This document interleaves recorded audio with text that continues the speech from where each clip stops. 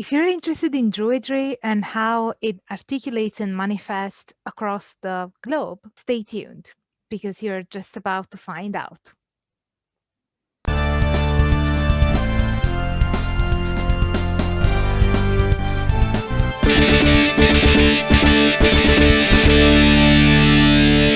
Hello everyone, I'm Dr. Angela Puca and welcome to my symposium. I'm a PhD and a university lecturer, and this is your online resource for the academic study of magic, paganism, druidry, and all things esoteric. Today, I have here with me Dr. Larisa White. Dr. Larisa White is an independent scholar with a background in science and a PhD in engineering.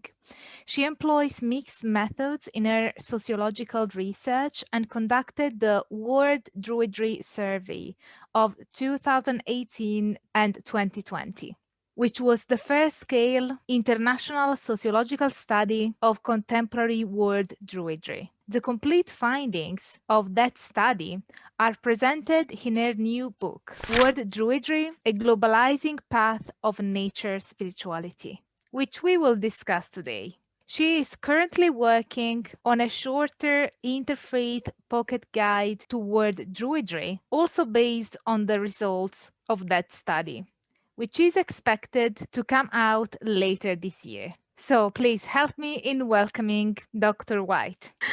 Hello, Larisa. How are you today? I'm very well. Thank you for having me. Thank you for coming. I have here your fantastic book and that we will be discussing today.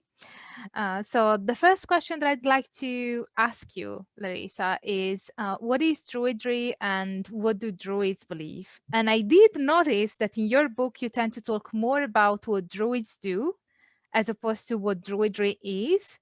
And so I'm being very evil here and trying to get what Druidry is out of you. Not at all. Druidry, I would classify it as a religious tradition. Of course, that will annoy some people there are many Druids that do not like the word religion at all, primarily because that's often associated with the idea of sort of mandated from above sets of ritual forms and beliefs that you must follow exactly as laid out. Dogmatism. Yeah. However, the word religion has been defined in different ways through the course of history, and that dogmatic version of religion is relatively modern. Earlier versions we talk about a religious tradition which was more of a cultural way of identifying, a cultural way of finding role models. And in that sense, Druidry fits very well as a religious tradition. It is less of a magical tradition than some of the paganisms because it focuses more on building relationships with nature, relationships with nature spirits of place, and so on. Relationships with deities for those who are polytheists or monotheists. The range of theological beliefs is quite varied, but the ways in which Druids will interact with the spirits, with the deities that they work with, is common across almost all Druids. And that's, to me, it's surprising that with such different belief systems, you can have such similarity in the practical aspects. And that's why I focus on the book so much on what they do, because that's where the similarity ties them together. So it's like you're kind of allowing the reader to tell what Druidry is after reading what Druids do. Yeah, so Druidry, if I were to define it, would be a spiritual path that focuses on building honorable, reciprocal relationships with nature, and not just with the idealization or some mythical version of nature, but concrete. Something like 89–90% of Druids spend time with their hands in the dirt. They work physically with the ecology where they live. They do all manner of ecological restoration works and forestry works, and they work with animals, and so it's very physically real relationship with nature, in addition to making the spiritual relationship with sort of animistic aspects of the natural world, spirits of trees and of rivers and so forth. But it's about the building of a relationship that I think ties it all together. That, I don't know if that answers it enough. It's easier to get into the specifics of what is done than to define it as one thing, because there is such diversity. But that is really the common core that ties them together. I think it's a good definition, and I thank you. With religious practices such as Druidry or even other forms of paganism, it's difficult to be too specific when you have to define the term. But then when you get into the specifics of what people do, then it's easy. Yeah, it becomes easier to narrow down what is actually happening in those traditions. Generalizations tend to be vague. That's the only way you can make a generalization without irritating too many people, right? So, yeah, I understand that. Although I think that as scholars, it's also kind of up to us to identify certain patterns and not be necessarily satisfied or having to be satisfactory to every single practitioner of that specific. Otherwise, especially with these kinds of traditions, you would just go absolutely mad, I think. But as you said, with the concept of religion, for instance, I would agree that Druidry is a religious path, and I also think that paganism is a religion. But when people have to define what religion is, they don't come from, especially when they are practitioners within these traditions, and they don't come from a scholarly background. They may have certain ideas of what religion is, which may be more linked to the culture and certain bias from family or the culture they grew up in. So I think that in this sense, it's also useful for a scholar to see things from kind of an outside perspective. Yes, yes. And I think the allergy is not necessarily to the reality of what it is so much as to the word and some cultural baggage associated with the word religion. Yeah, and also we know that using religion as, to define their practice could also have certain benefits. So that people perhaps who are more concerned about their own practice may not necessarily see. But what is that Druids do then? What are the core things that define what they do? So I would say that the core things that all Druids, or almost all Druids across the world do, is a specific set, and I pulled this out of the data on two criteria. One is that 90% or more of world Druids reported doing these things, and there were no statistically significant variations among any group. If you cut by age or by years of experience or by geographic location, slice and dice the data any way you like, there's no variations. And that left me with 5 main practices.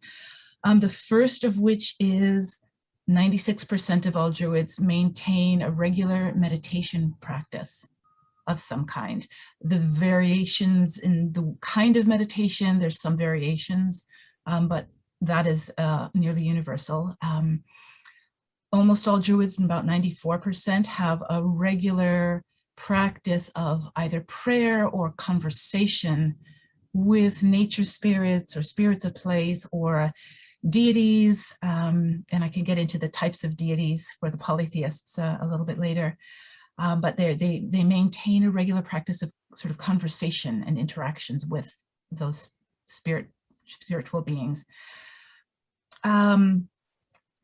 Almost all Druids, over 90%, have some regular practice of what I would call an extrasensory form of wisdom gathering from the world of spirits. So some may practice divination, or they may do shamanic journeying, or like there are a variety of specific methods, and not all do all of them, but almost all Druids have at least one that they will regularly practice.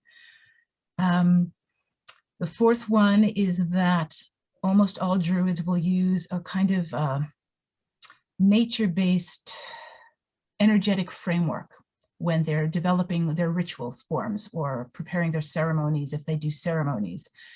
And that will either be the sort of the Druid version of the four elements, right? Which you see that in paganism with, I think, relatively similar symbolism, where you have each of the cardinal directions associated with certain thematic elements or animals or, right, meanings. And that would be the air and the fire and the water and the earth, right? So those four elements. And or sometimes they will use the three realms, which is the land, sea, and sky framework. And Druids will usually have one or the other that help them organize their ideas and their rituals and their meditations. And the last one that is common, that 89% of world Druids do a regular practice of nature connection and environmental stewardship in some form. So that will be both sort of interacting with nature in a spiritual manner, trying to form an energetic or spiritual bond relationship. And some of that will be actually physical. Some of it will be activism work to protect the environment. Some of it will be, you know, organic farming. Some of it will be ecosystem restoration work. A whole variety of different specific activities, but all of which are active in environmental stewardship of some kind. And those are really the core practices that are universal. And then there's another level down from that, which is, I would say most Druids, usually over 80% of Druids will do, but there might be some variations between groups. And some of those would be maintaining an altar or shrine, or sometimes more than one altar or shrine. Making offerings to deities or nature spirits, things like they'll give wine or mead or milk or water or sometimes bird seed, but sort of little leaving offerings to nature spirits, wheat sometimes.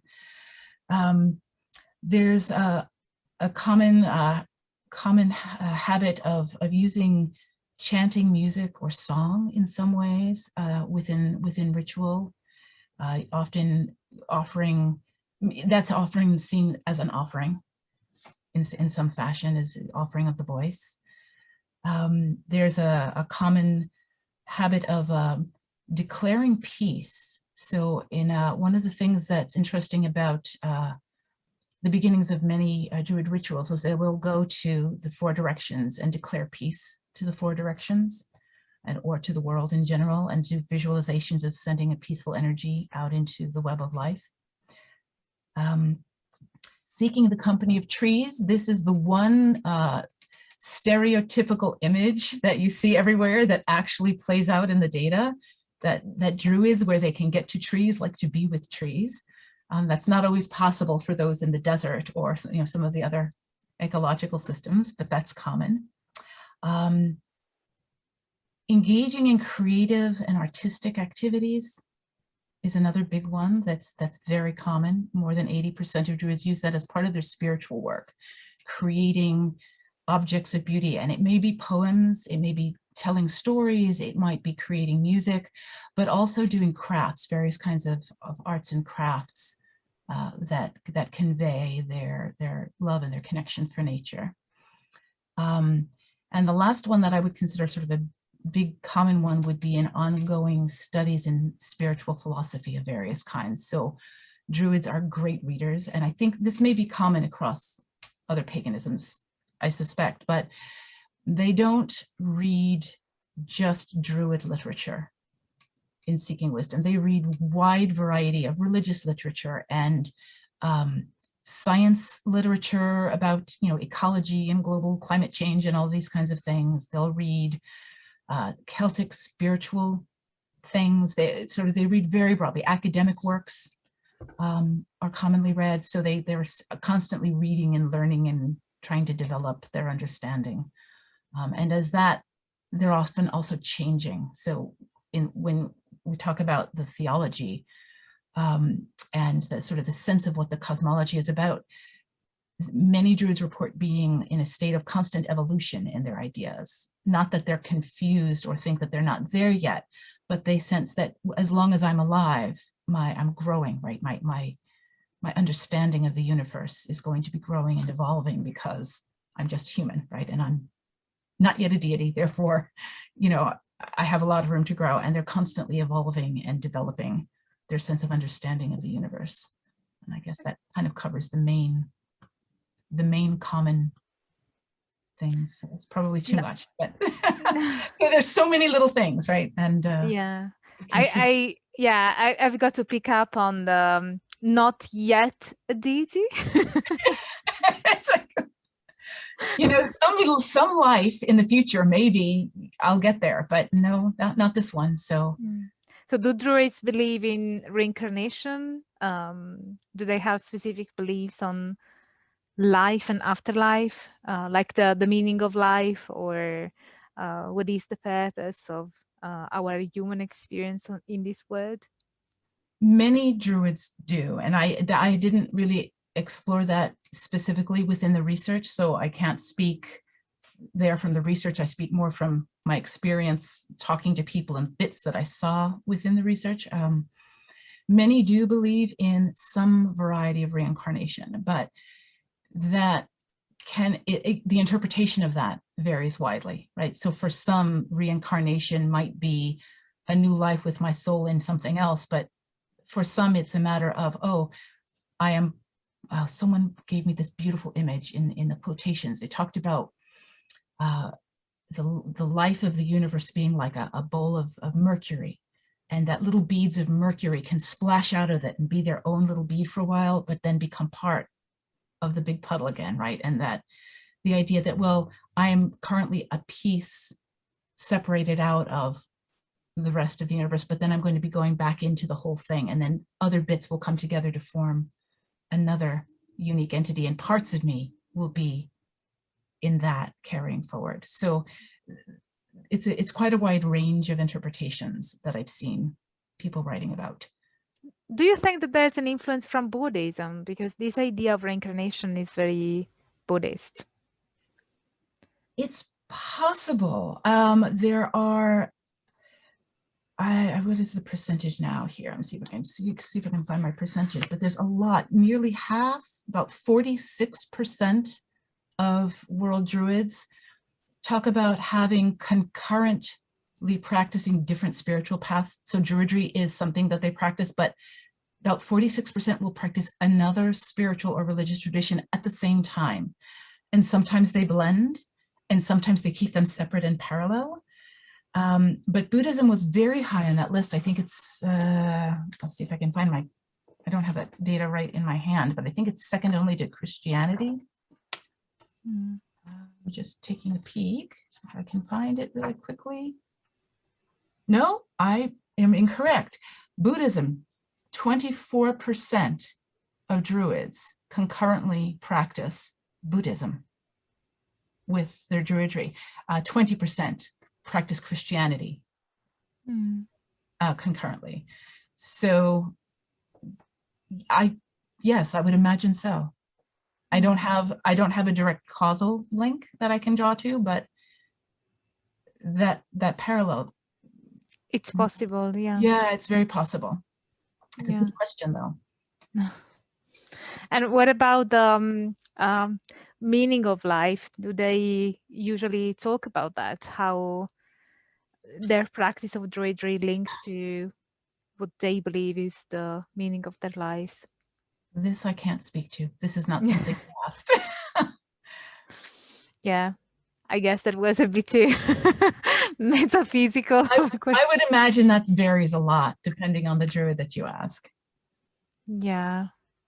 And yeah, it's also interesting because I've been with Suzanne. We went at a Druid gathering, and even on that occasion, they said that you can be Druid and be something else. So that kind of confirms, even from my anecdotal experience with Druids that that happens to be that is quite common. So, and it's interesting in a way, especially since you mentioned that Christianity is the most popular one among the concurrent religions that Druids. Second most, after Buddhism. Oh, the second. Okay, yeah. So Buddhism was the first one. Yes, yes. When I looked at the notes, I was like, oh no, Buddhism is first, and then Christianity. Among those who, so this just under half have some concurrent practice, right? So of those half that have concurrent practice, Buddhism is the primary the other one, and Christianity is the second most. So what's interesting about Druidry is that it's really defined not by what you believe about the nature of the cosmos, but the way in which you interact with it, right? So, you know, we don't care what you believe it is or what picture you have in your head, but you've got to treat it properly. And that's where the unifying principles come out of, it's the how you interact and how you build the relationship that ties it all together. I love this explanation, and you also just answered my question, the question about the meaning of life, because in a way it's like saying, you know, the belief in what is less important when considered the relationships that you build. If I'm understanding correctly. Yes, yes. Yeah, and this also perhaps links to the next question that I was about to ask, which is how come Druids can also practice Christianity concurrently with Druidry? Is it not considered to be, you know, two belief systems that might conflict with each other? I think what I've been reading and of the Christian Druids who responded in some depth, I mean, some were concerned that their local churches might not approve of them as much as they think, but within their own understanding, the beliefs that they expressed were often Trinitarian, but not always. Some were very much really focused on relationship with Jesus. But they also saw the landscape as being sacred. And for some, there was an element of animistic perception of the landscape in addition to their belief in the deity. And that may, and I'm really at the edge of my understanding here, but my understanding is that Saint Francis was considered a heretic at one time because he had these relationships with animals, and that wasn't quite considered appropriate early on. But I think there's something at that edge where either they're seeing the landscape as somewhat inspirited, or seeing it as being holy because it was created by God. And you know, if you really believe in God and you really believe that the Christian God created our existence, then why would not this creation be holy? It's a work of the Creator God, right? This is a sacred thing, not just us sacred, but all of what was made is made by the same artist, right? So it should be respected. Similar. So there may be elements of that on one side. Many of the Christian Druids who wrote detail about their theological beliefs, though, described elements of archangels being part of it.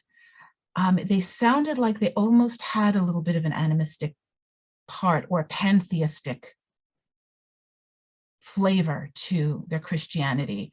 And many of them discussed Trinitarianism, which if you start pulling that apart and questioning exactly how that's being interpreted, can lead you into a place that's close to a soft polytheism, right? It's not really belief in separate deities, but the idea that there could be different facets viewed from different ways.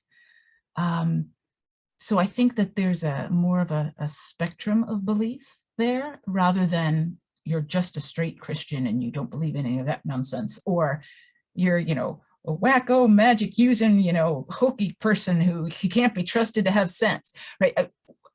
There's a lot of space between those two. And I think I saw evidence of a wide variety of beliefs that kind of integrated the two. And I'm blathering on, but I'll stop now and you can ask for clarification so I don't go too far.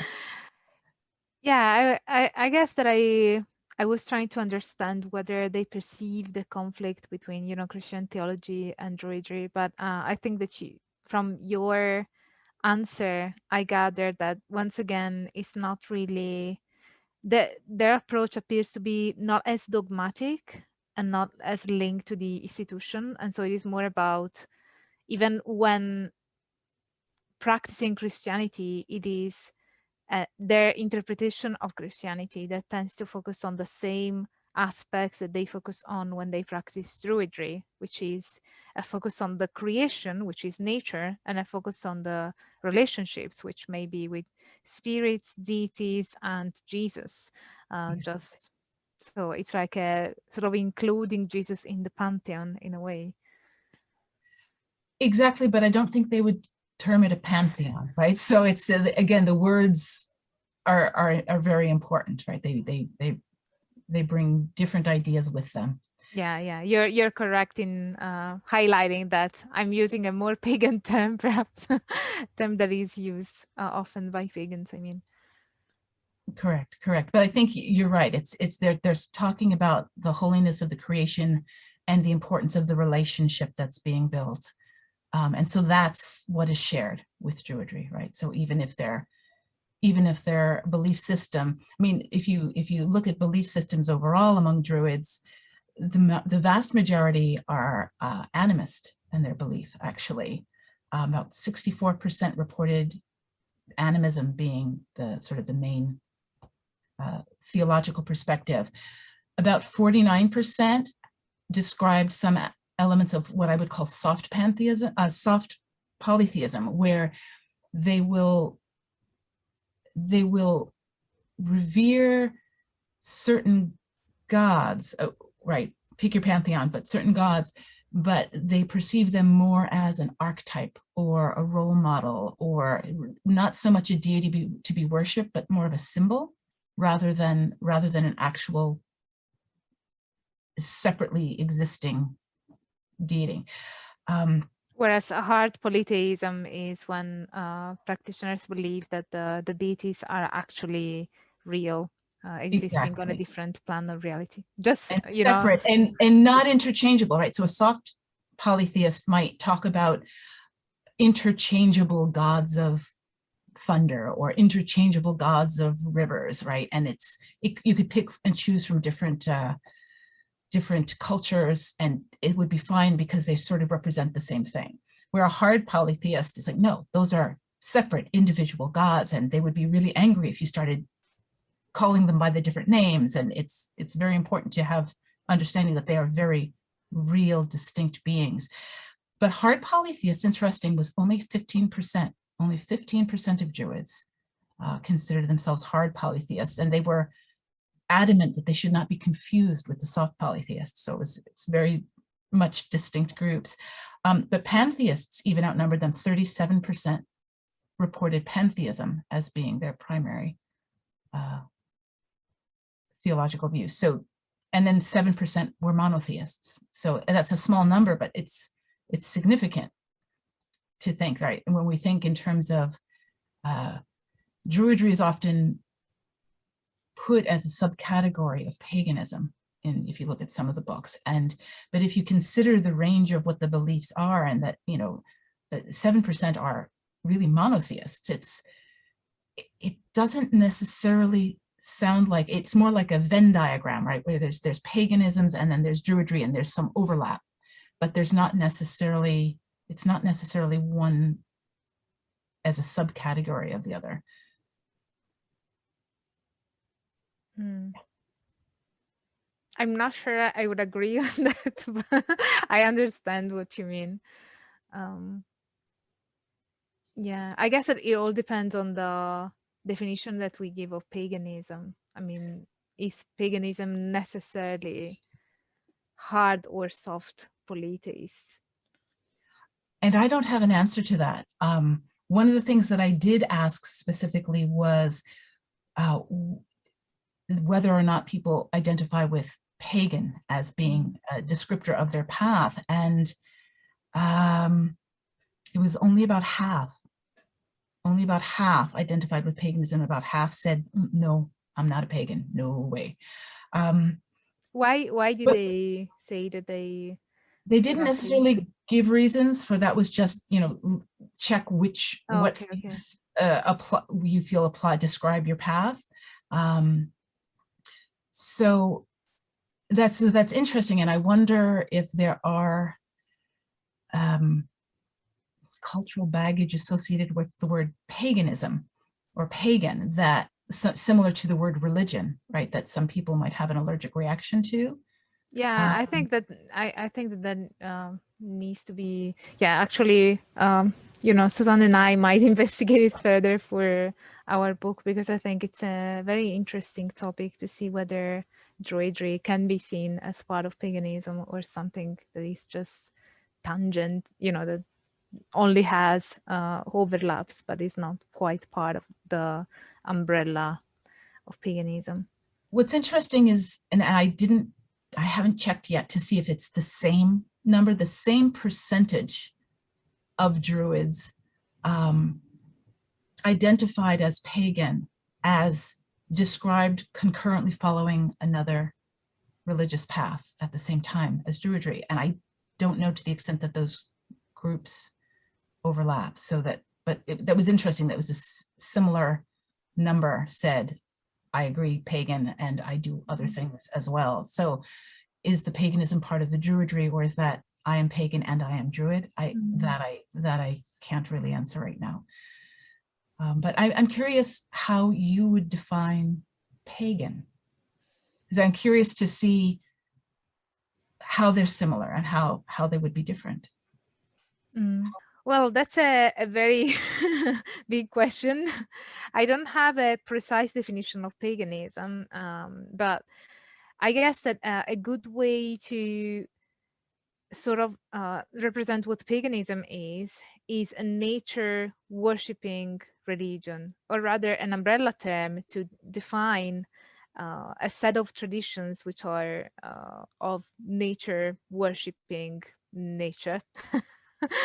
I think one of the three elements that I once found as defining paganism by the Pagan Federation International are the idea, well, first off, of course, the concept of nature worshipping, a form of connection or worship of nature.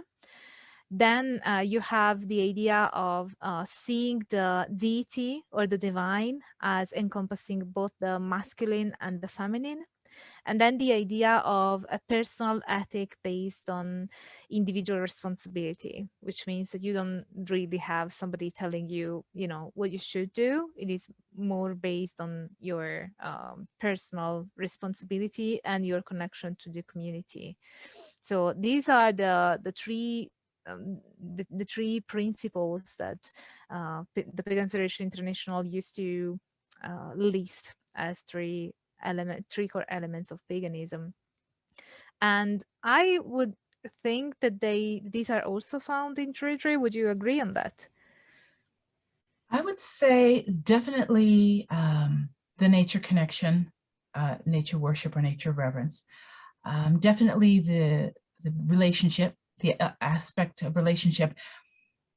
The deity aspect actually is true of some Druids, but not all, right? So there are many that have an animistic or pantheistic view, and they're not really looking at male and female elements of nature.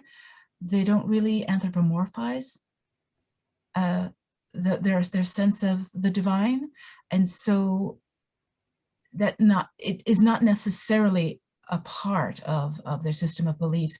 And then you also have the monotheists among Druids, for whom it's very much not. Although many of those who are monotheists will say that they see they see the Holy Spirit as being feminine, right? So that there may be some element of that. But I think if you were talking about the polytheist, soft or hard polytheists among Druids, that's probably true. But then for many, it's not true. So I guess I come back around to some Druids are probably fitting in that umbrella as described by the Pagan Federation, and the other half are not. And yet they're united through some of their practices, which are in addition to what's described in the Pagan Federation. So I think it's not necessarily completely separate, but maybe an overlapping group, and you'd have to ask each individual Druid whether or not they belong in both places or just in the one. So that I think that argues for more of a overlapping similar traditions rather than one being a subcategory of the other. I see. Is use of magic considered something that's a critical component of paganism? It's not, I wouldn't say that it's considered a critical component in that not all pagans would practice magic, but considering their worldview, I would say that most, if not the large majority of pagans believe that magic exists. So it is part of the belief system, but whether they actually practice or not, that is a different matter. And I'd say that not all pagans practice magic, but most pagans believe that it exists. I can never say all pagans for anything, really, because, but I think, you know, in the past, I used to think that that was a characteristic of these kind of new religious movements. But actually, I realized that that is also true for the institutionalized monotheistic religions, like with, you know, you do have a central dogmatic understanding of the religion, but then when you ask people, so it's like when people have to understand Catholicism, for instance, they don't go and ask people usually. I don't know actually, because I'm not a Catholic scholar, but when people think of Catholicism, they tend to have the idea of what the church says. Whereas with paganism or other new religious movements, you tend to think more of what people say and what people, how people describe their practice, because you don't have a centralized dogma or an institution that could answer to those kind of questions. But if you were to apply the same methodology to Catholics, I would argue from my experience as an Italian among many, many Catholics that they also have very different idea of what Catholicism is for them.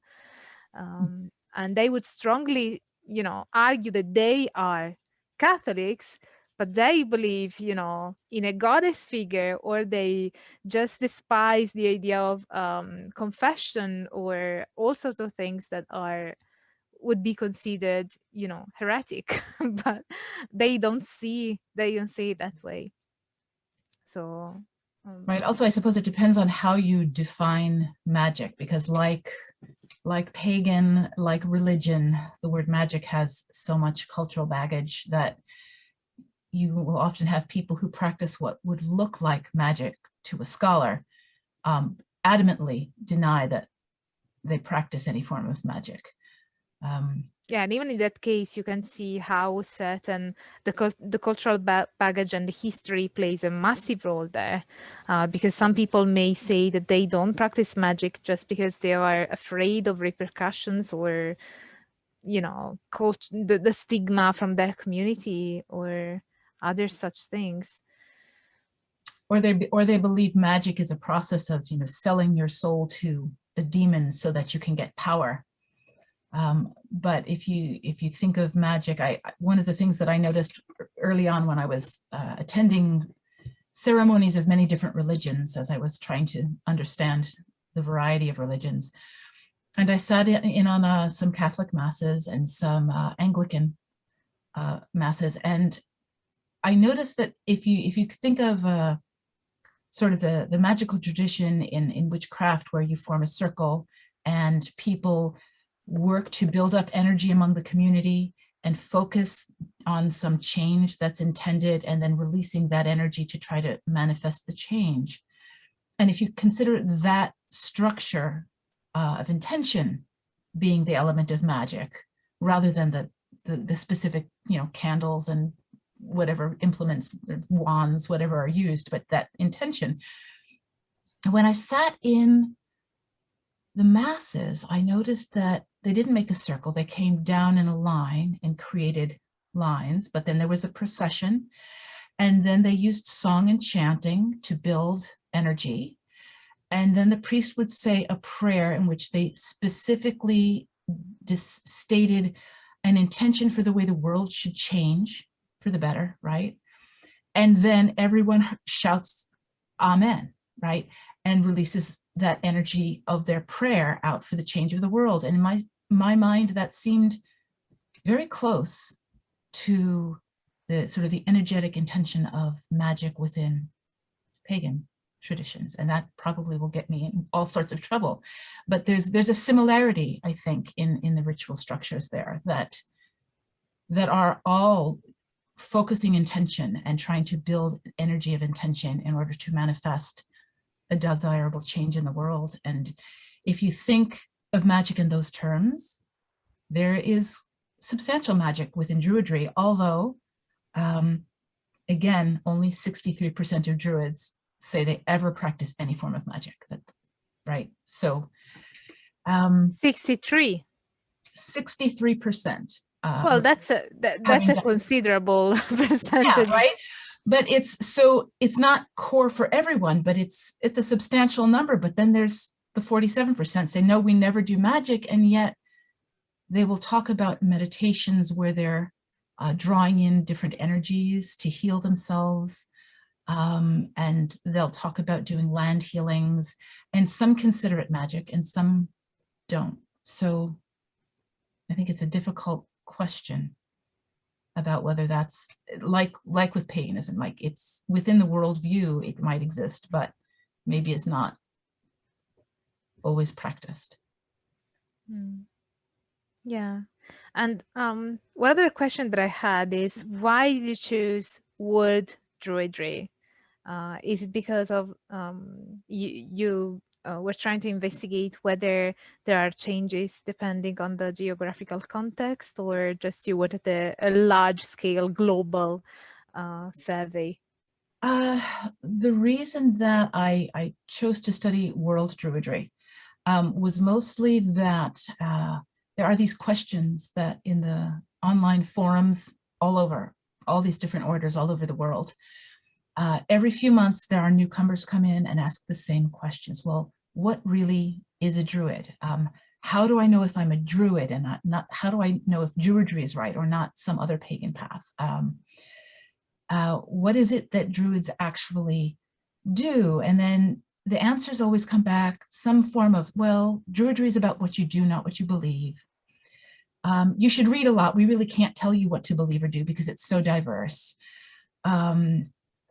Ask 3 druids, get 7 answers, right? There's these standard responses that were so vague that I started wondering whether there really was any such thing as druidry as a coherent religious tradition, or is this just, a word that a lot of people fancy using to describe themselves? But was there actually something religiously or spiritually or practically in common across the world? And part of that was probably due to the fact that while druidry, the modern druidry, started in Britain, it has since traveled to so many countries and cultures and so many environments of the world. And for example, one element of druidry is the celebration of the wheel of the year, of the cycle of seasonal festivals. But as taught in all the curricula, that those seasonal festivals are based on the agricultural cycle of Britain.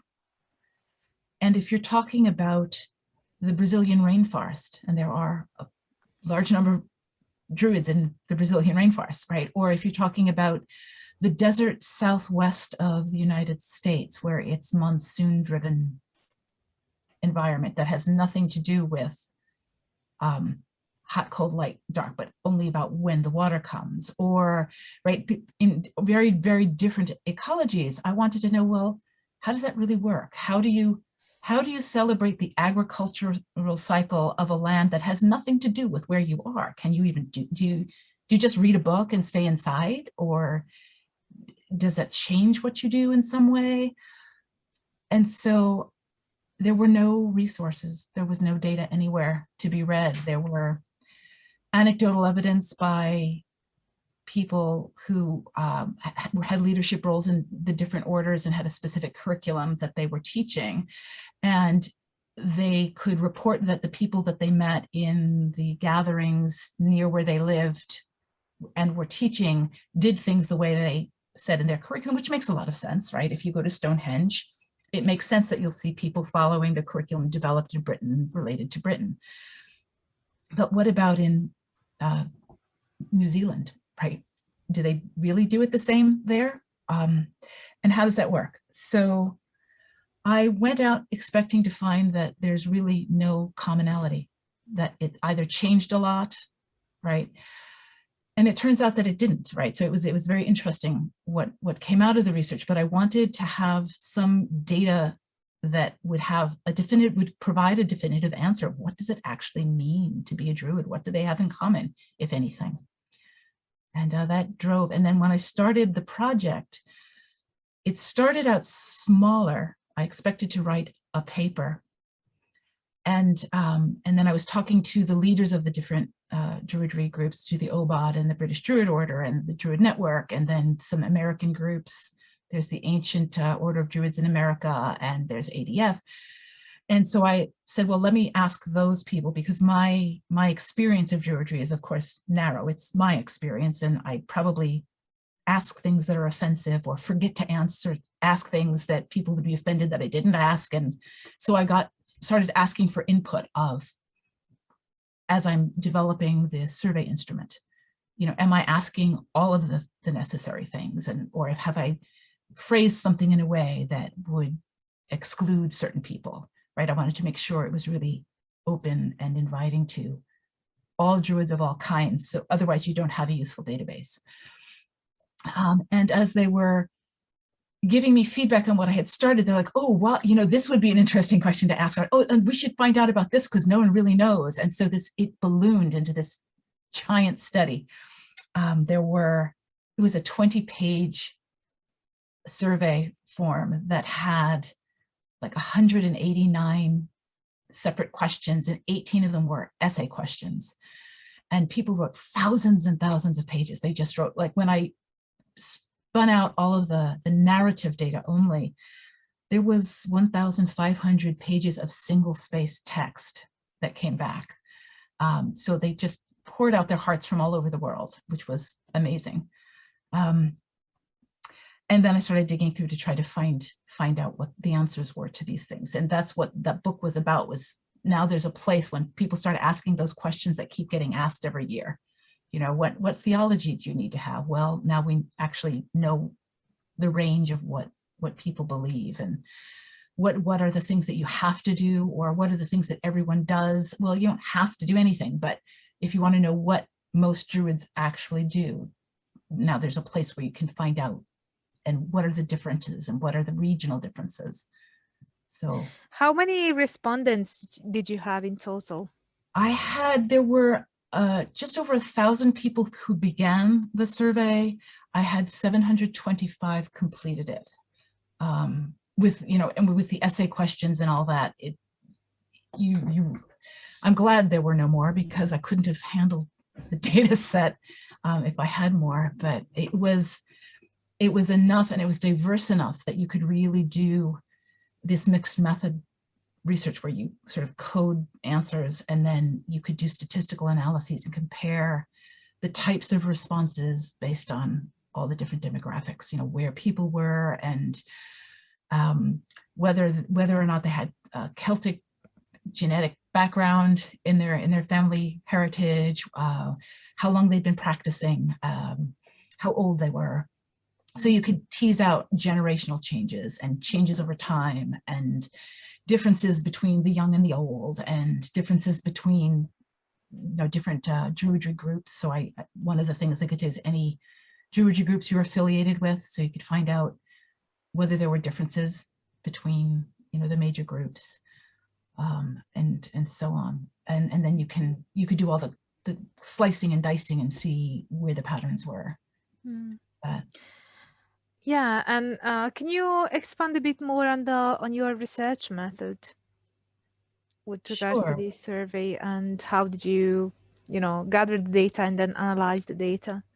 Sure. So it was done by a long form questionnaire, mostly because there are not many earlier studies that really did broad sociological research, but they were always done with small sample sets that were very local. So they would have a strong self-selection bias. And I wanted to make sure it really had a global reach that was not emphasizing any particular group based on ease of access, and it wasn't emphasizing a particular cultural background necessarily based on the location. And so once I generated the questionnaire and had it checked and suggestions made and revised to be really inclusive conceptually, then the next thing that I did was figure out where people believed there were Druids possibly in the world. And so I looked at the databases from the major Druid orders were able to generate for me lists of countries that I had at least at one point had Druids, modern Druids living there. And then I gathered a wonderful group of translators who translated the questionnaire into 5 other languages. So we had versions in Portuguese and in Spanish and in German and in Dutch or Flemish, and what's the other one? French. And I tried Italian, but I couldn't find enough Druids, and no one would translate for me. So we didn't have an Italian version, sadly. But so we translated it into all of these different languages, and then I put it out in. We made a survey monkey, and I say we because a couple of the translators also helped me troubleshoot the different distribution methods. So we had a survey monkey form available in all the languages, and we had I also had a PDF form that people could download and email back if they wanted, and I had printed out forms that people could send to a postal box. So if people wanted to do anonymous responses and were worried, they could do it that way. Also, I wanted to make sure that you didn't have generational differences in computer tech access or income access to technology to be a barrier. So we worked, that was like the first 6 months was working on developing all of the different forms and formats so that it could really have a global reach.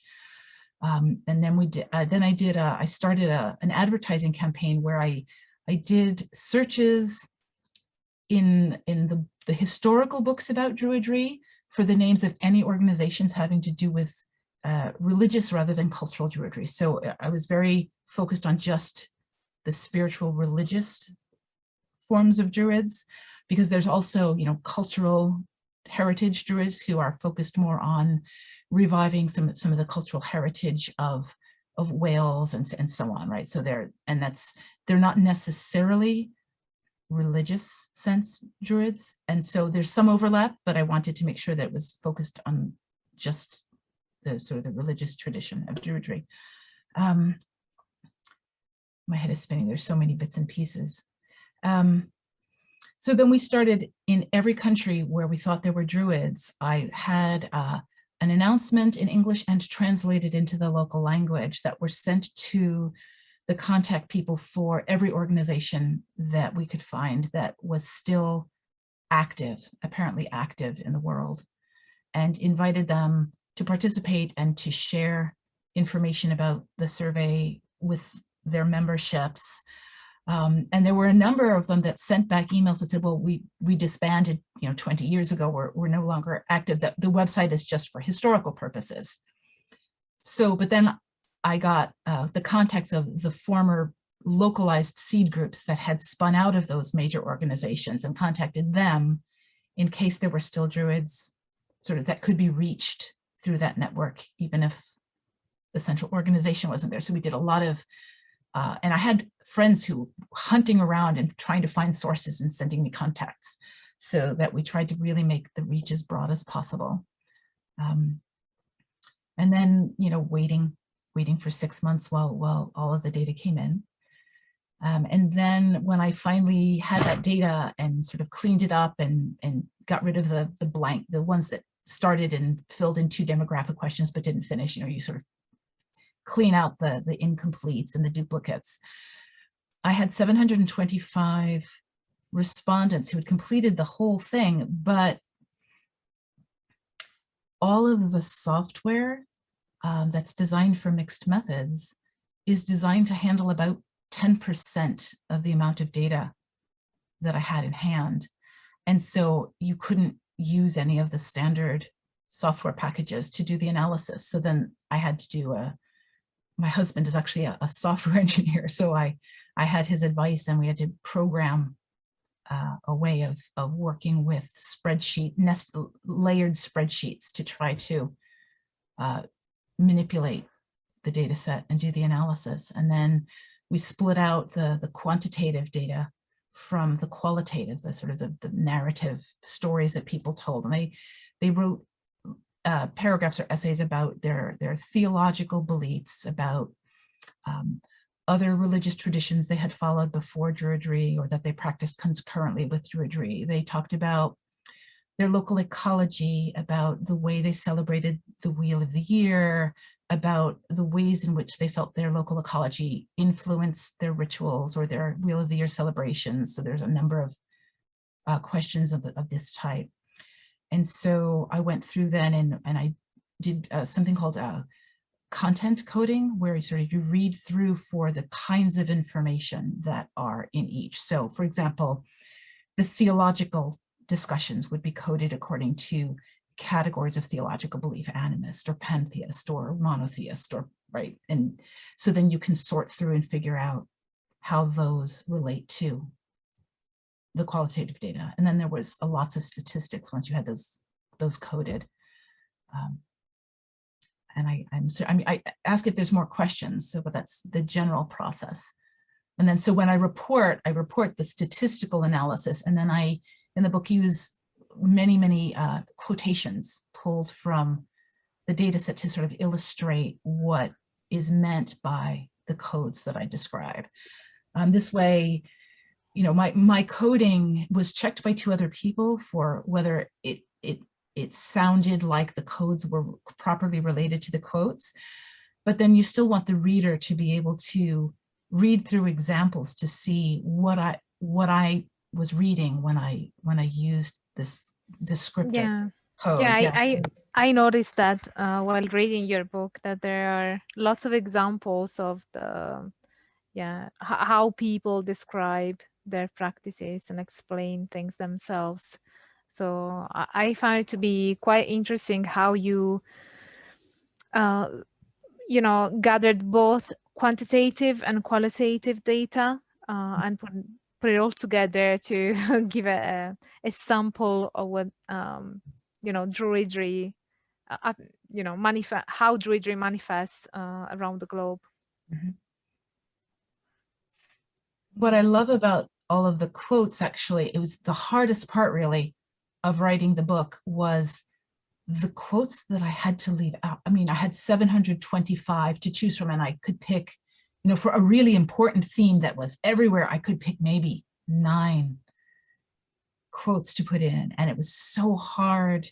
Some of that I had to leave on the cutting room floor because the subtle differences in the way. So the themes would be clearly represented, but then there were shadings and ways of describing things that were so beautiful that it was really hard sometimes to pick one and not the other. And this is the fun part of doing the research, is getting to actually read all the words and hear the different perspectives as people present them. Yeah, sounds like a lot of work. Must have taken you ages. It did. Well, it was a 3-year project. So probably 50% time for 3 years. Mm. And that was a stretch. I think the last time I did a project of this scale, I had 12 grad students working for me. So it was a lot easier to manage that way than this.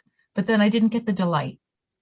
In the old days, the graduate students got to do the reading of all the beautiful quotes, and I just got to spot check their work, right? So now I got to actually enjoy all of the wonderful stories myself. So as a last question, I have one from one of my patrons, Andrew, and he says, I often see in social media hashtags for druidry alongside ones for witchcraft and other pagan paths. Are study and initiation still important to being involved in the religion, or are those aspects being eroded through internet-mediated eclecticism?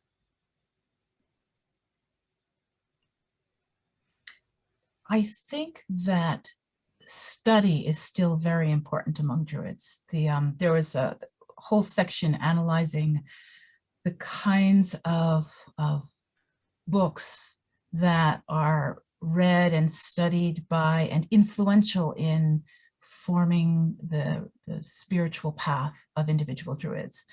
And it's an enormous list. There were thousands of books that were cited as being not just purchased, but actually influential in shaping the individual paths. So I think that studying widely is still very much important. Many Druids will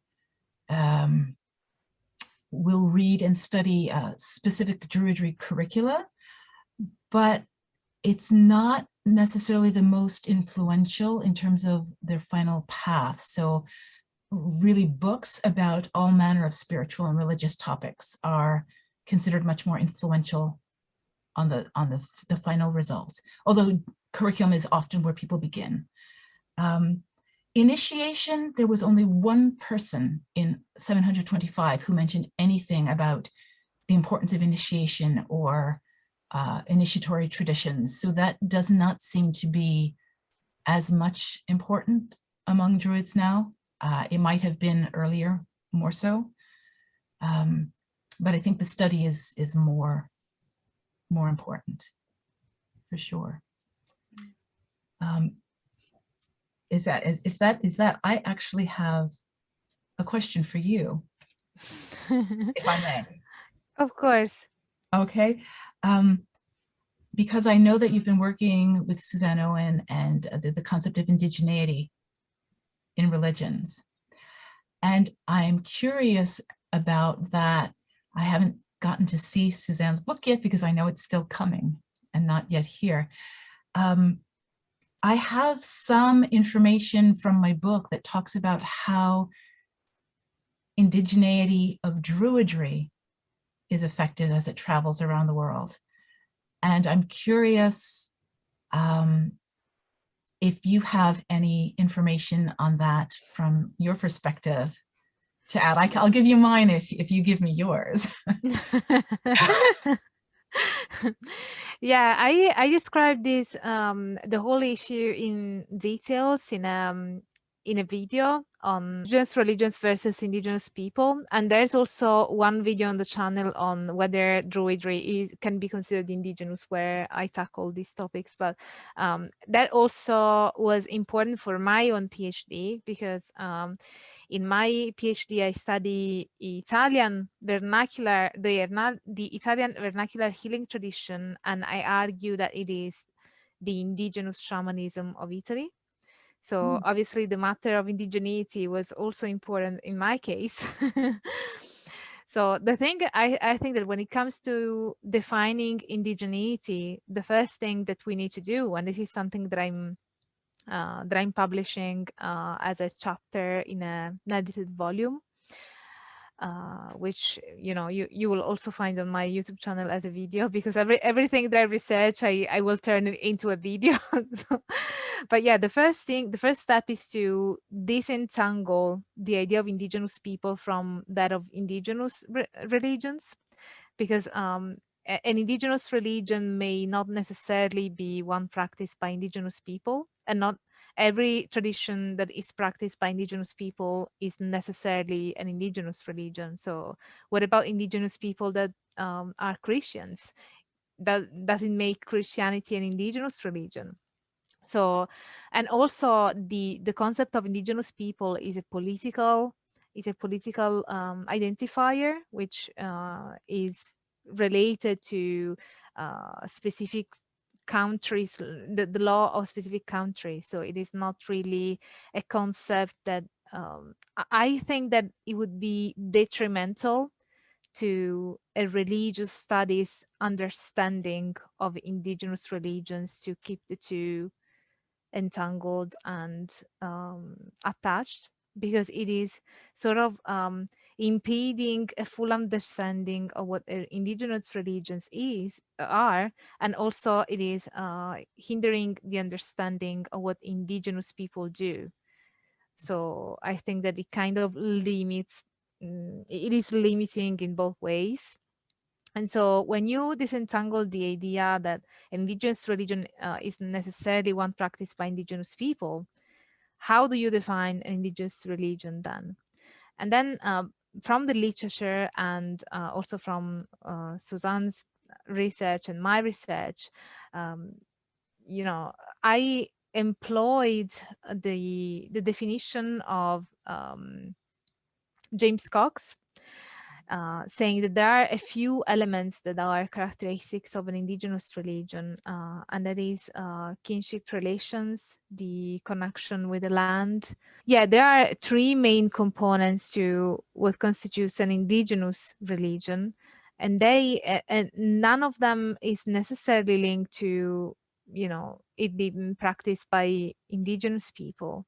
So when you analyze the tradition itself and you look at whether it is connected to the land, or it was the oral transmission, that was the third element, the idea of oral transmission, which could also be seen as a non-standardized transmission. The idea of oral transmission is usually connected and linked to the idea that knowledge is passed down not based on a standardized understanding of the practice. Because when I'm trying to teach to you orally and not, via a book, I'm going to tailor what I'm saying onto you. So it is all based on our personal conversation. What are the things that our conversation will allow to emerge from my baggage of knowledge? And also there are things that I might be more inclined towards sharing, and other things that I might not. Or perhaps, at least to me, it happens that different people ask me the same question and I may come up with a different answer, or saying it from, answering from a different angle, just because of the situation and the person and the relationship and how open I feel at that specific moment. And these are all things that play a part in to a transmission of knowledge which is not standardized. So I'd say that rather than, you know, being I don't think that it is the oral transmission that is key, but the one-to-one transmission that is not standardized through workshops or books, or a specific course that you have to undertake, which is the same for everybody. And so, yeah, when you have these three aspects, the connection to the land and a tradition that is somewhat connected to the land, like for the use of specific herbs, for instance, or it might be necessary for you to practice it within that specific context. And also the idea of transmitting the knowledge on a one-to-one basis rather than in a standardized way, and the idea of kinship relations being important, which can include people from your bloodline, but also spirits, and the connection with the spirit world, which is also which is something that you find with shamanism, for instance. When it comes to Druidry, was your question like, can Druidry be indigenous even outside of Britain, or can Druidry be indigenous generally? It was more that I'm curious how you define the indigeneity of religion now, because I would argue that Druidry is definitely indigenous religion, but it is not only indigenous to Britain. It has become indigenous to other landscapes. And the arguments that I would make for that, based on sort of your defining terms, is that, well, first, it is definitely based upon connection to the land. It is definitely based on a personal one-to-one communication, both in terms of Druids talking to other Druids saying, well, I can't tell you what to do. You need to look at where you are, right? And figure out how to connect there. And for example, the rituals and celebrations of the Wheel of the Year, turns out that within Britain stay very close to the curriculum, but not always exactly so. Sometimes the dates are shifted because, you know, the snow hasn't yet melted, and so the first flowers haven't arrived yet. So Imul at the calendar date makes no sense, right? But sometimes it's entirely reinterpreted based on the details of the landscape in which a Druid lives. So almost all Druids talk about a Wheel of the Year.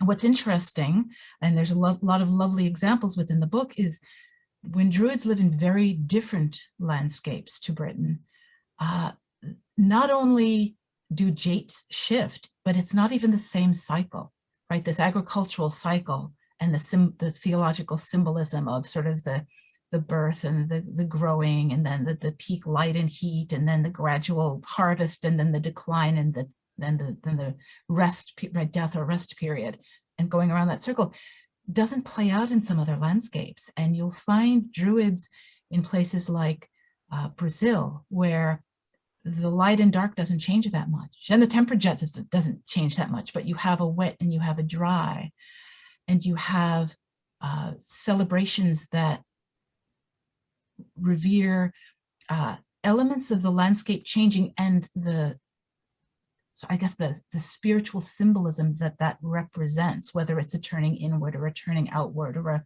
a birthing or a decay, and they can happen in different cycles. I'm not sure if I'm explaining that very well. Let me try to give an example. From where I live, we have a rebirth that happens as the sun is going to bed, because our first rains come.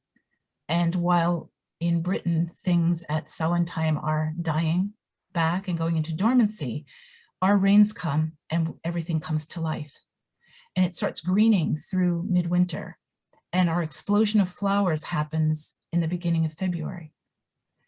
But then we have a little dormancy that happens because we get a sudden icy fog and everything stops growing and things die down. But then it gets warm again a little bit later and they start growing, but then fire season kills them off. And so we have a very different cycle.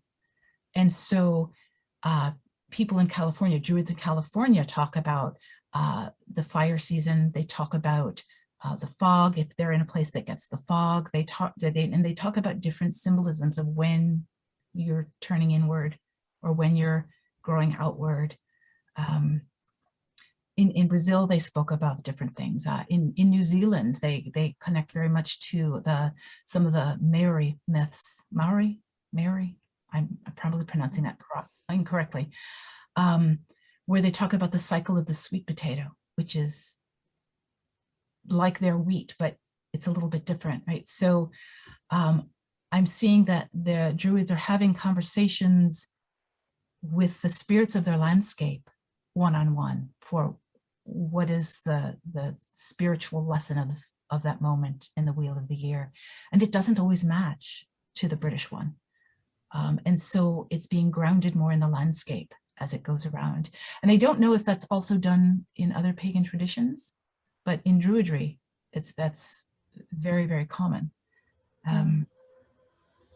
Yeah. Yeah, so that's I guess that Have you read the book Indigenizing Movements in Europe, which both Susanne and I have contributed to? I think that you might also be interested in the categories that we use in that book, which are the categories by Paul Johnson, which are indigenizing and extending. So the idea that when something is important from the outside, it can be indigenized into a different territory. So I wonder whether in your case it may be indigeneity or indigenizing. Oh, possibly. I don't have those terms yet, so very good. But You put the link down there so we can find it. yes. Very good. Thank you so much for a wonderful conversation. Thank you for coming here. I will leave Larissa's contact details down below, so do check out the info box because you will find a link to the book and to her contact details. So this is it for today's video. Hope you liked it. And if you did, don't forget to smash the like button, subscribe to the channel, activate the notification bell so that you will never miss a new upload from me. And as always, stay tuned for all the academic fun. Bye for now.